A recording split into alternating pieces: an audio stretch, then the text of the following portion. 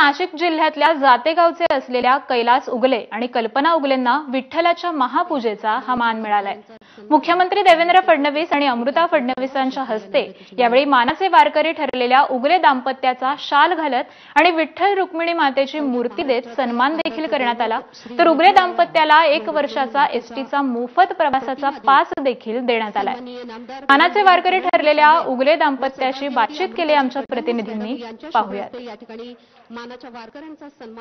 आज मुख्यमंत्र्यांसमवेत महापूजेचा मान मिळालेले कैलास उगले हे नाशिक जिल्ह्यातलं दाम्पत्य आपल्या सोबत आहे। माऊली, आज विठ्ठलाचं दर्शन नाही तर महापूजा करायला योग मिळालाय, काय भावना आहेत? हो, त्याचं काय सांगायचं, एकदम काय बोलावं त्याचं ते नाही, की आनंद झाला। काय वाटलं होतं तुम्हाला नंबर लागेल? नाही, अजिबात नाही, स्वप्नात बी नाही वाटलं असं घडलं असं। बर, किती वर्ष वारी करता? 15 वर्ष झाले।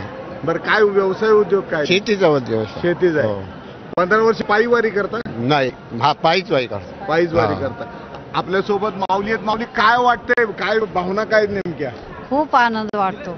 असं वाटत नव्हतं की फडणवीस साहेबासोबत त्यांचं दर्शन होईल वा एवढी पूजा भेटत, असं वाटत नव्हतं।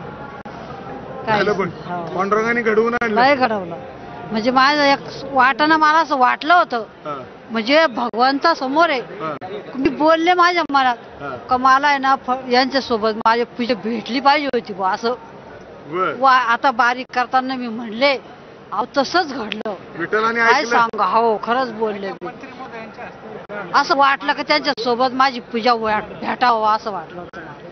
तर हे होते उगले दाम्पत्य। त्यांना ज्या काय भावना, ज्या काय वाटलं होतं आपल्याला असा योग येईल असं त्यांना वाटलं होतं, आणि खरंच दर्शन रांगेत त्यांना इच्छा होती की आपल्याला विठ्ठलासोबत पूजा करता यावी, आणि त्यामुळेच त्यांना विठ्ठलाने त्यांचं मागणं ऐकलं आणि त्यांना विठ्ठलाची महापूजा मुख्यमंत्र्यांसमवेत करण्याचा योग आला, आणि आज हे मुख्यमंत्र्यांसमवेत पूजा केल्यानंतर धन्य झाल्याची भावना त्यांनी व्यक्त केली।